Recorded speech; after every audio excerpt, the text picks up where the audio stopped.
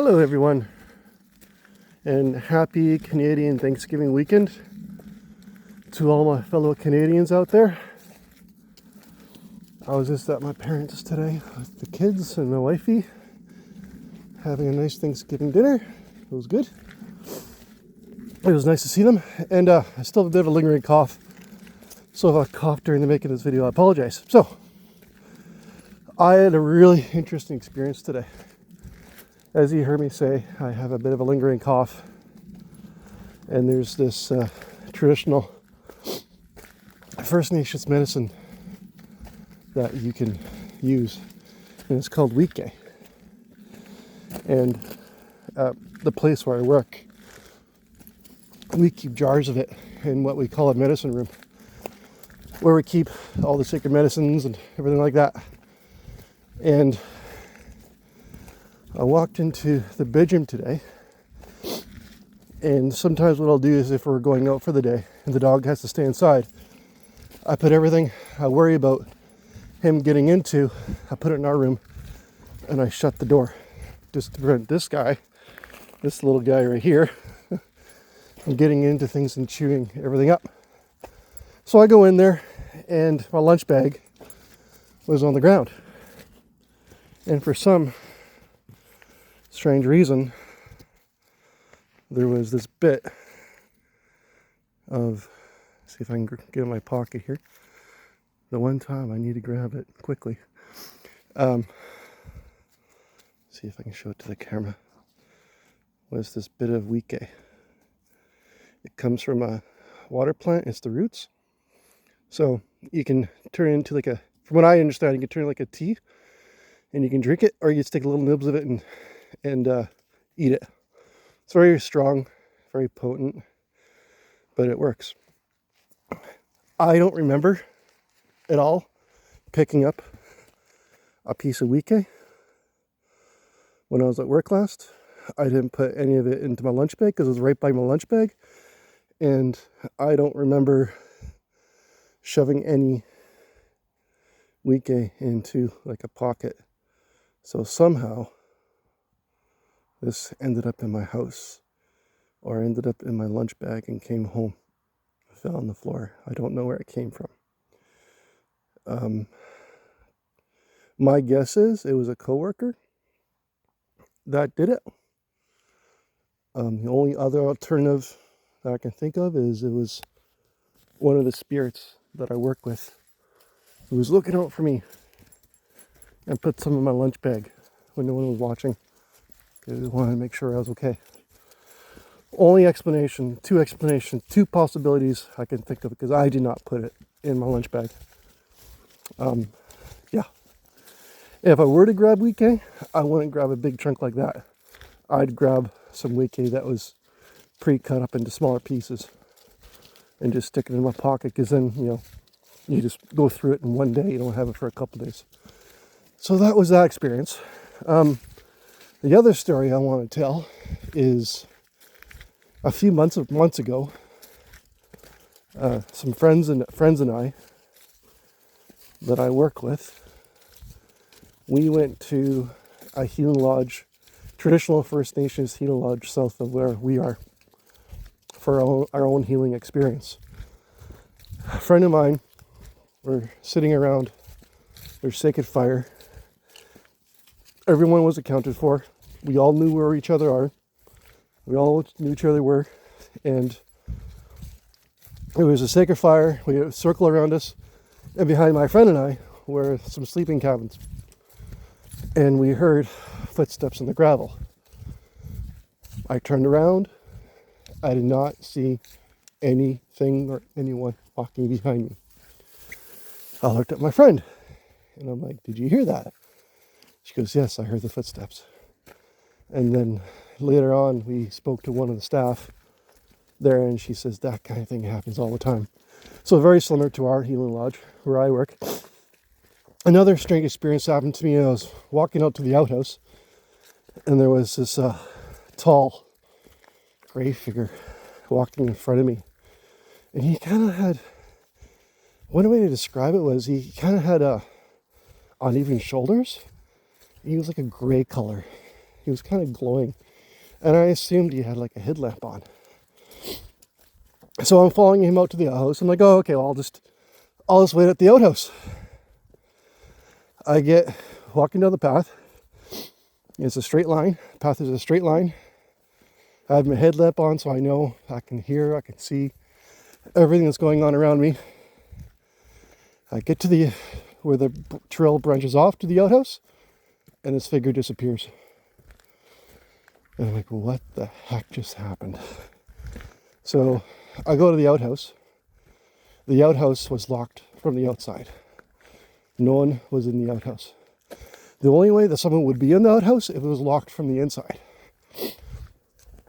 And I looked around the trails. It wasn't nighttime, it was like dusk. Getting darker. Oh, dog's indicating. Maybe a rabbit. Come on, Bubs. Leave it. And, oh dear. And, oh, I think I just heard wolves. And then, the figure disappeared. I don't know where it went. There's nowhere it could have gone. All I know is that I was following behind the figure, and then the figure disappeared into thin air. The only place it could have gone was into the bush, and I was only like maybe 3 meters behind the figure, and it just disappeared. It was one of the oddest things I've ever seen. At the time, it didn't really compute what I saw, because to me, I thought it was a coworker who matches the similar height, similar build. No, it wasn't him. It was not him.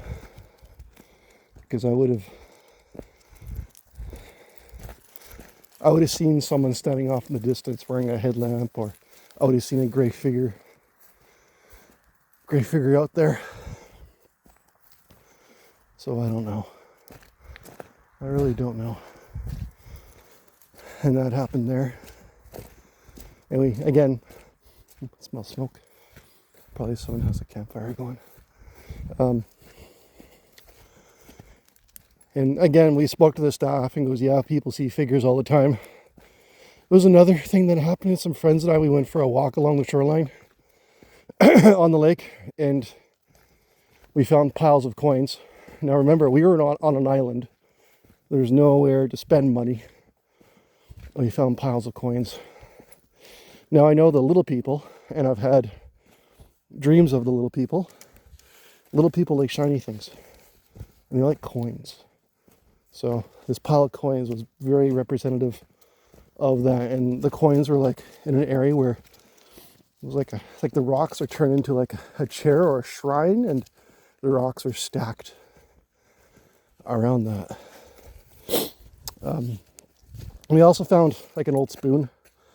And the coins we found were Canadian coins, modern Canadian coins. So these weren't like old Canadian coins, because we found out later that that island was used for logging a long time ago. So we found an old spoon. That spoon was probably from when they did all the logging. We left the spoon there. We left the coins there. We didn't touch them. It was maybe about $10 and change. Like it was loonies and toonies, $2 coins, $1 coins, and some quarters and stuff like that. Something about $10. Really strange, really odd. Not something you see every day in the middle of nowhere on an island on the shore. Yeah, so I told you that weekay story that happened to me today, where I found weekay in my house and I didn't bring any weekay home. And then I told you about the footprints and the figure that I saw. Oh, I should go check out where the dog indicated. That's just up here. Oh, he's indicating again. What do you see, Bubs? Okay, come on. I will admit, I got a little scared when he first indicated. It's the beauty of having a husky, or a dog of this particular breed. He only barks if there's danger, or if there's bears. That's the only time he barks, or to come inside. That's the only time he does it. So something particular that was bred into him through generations. Animals. I think it was up here. Yeah, right here. All right. Let's go quiet, see if we hear anything.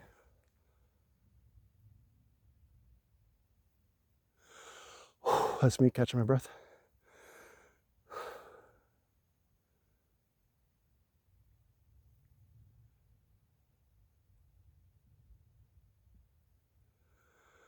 That's my breathing.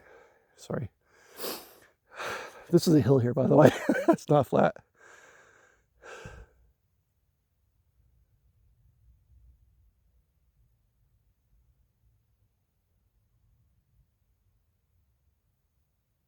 Yeah. Maybe something there. The really tricky thing about listening to things at night is your mind will make you hear things that aren't there just to fill in the noise. So, you know, I could say I hear whispering, and I did hear whispering, but like that just could be a figment of my imagination. But it's interesting the dog indicated. Try this thing again.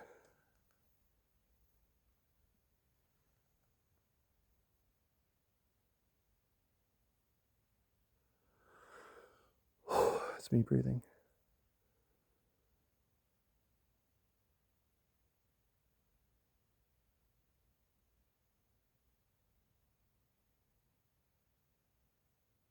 Yeah, I hear something out there. Could be anything though.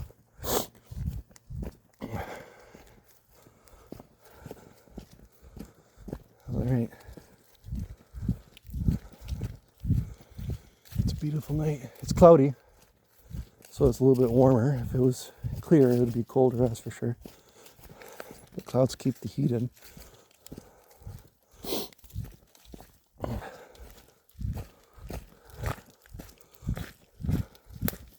I really hope everyone is enjoying these videos. The people who do watch them, I hope you enjoy them. And I know they're a little bit different with me walking around with the phone with a headlamp and a dog on leash, but this is just how my experiences happen. I'm out here. The only thing that I'm changing about my experiences is that I actually have my phone out, videotaping. I'm going to stop and listen again. It's going to turn my headlamp off. You see how dark it is? See, that's how dark it is. You can't see the hand in front of my face. It's about 8:45 at night.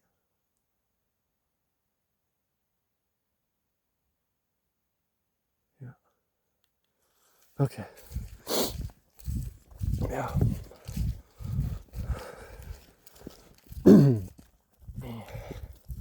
So more about this dog. His actually full name is Fred Lewis, but that evolved to Bubbers. Now we just call him Bubs. I guess you could say when we're mad at him, we call him Fred Lewis. But he's a pretty awesome dog. We can't have him off leash anymore, because if he's off leash, he'll take off for like 24, 48 hours and just bark. So it's not really polite, not really good, because we're in a valley and the barking just echoes everywhere. And we used to have him on an electric fence, like a buried electric fence with a shock collar on him. He found a way to break through that electric fence. Like, he's smart. Like, he'll probe it, and you'll find out where the weaknesses are, and you'll just bolt right through. He's pretty smart. Come on.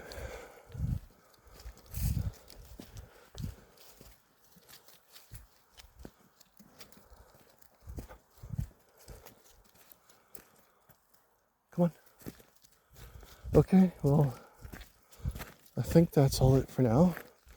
Like, comment, ask questions, maybe give me a topic to discuss. You never know. I may have an opinion. No stars tonight because it's cloudy. Okay. See you, folks.